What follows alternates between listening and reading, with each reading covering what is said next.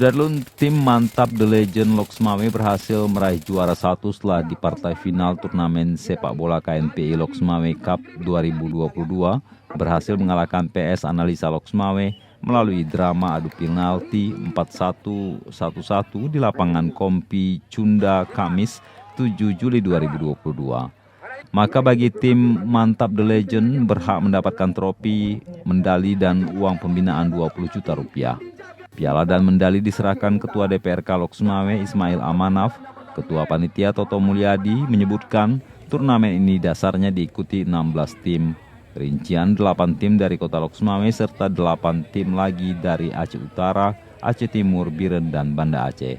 Ketua DPRK Loks Mame Ismail Amanaf awalnya menyatakan mendukung penuh kegiatan turnamen ini.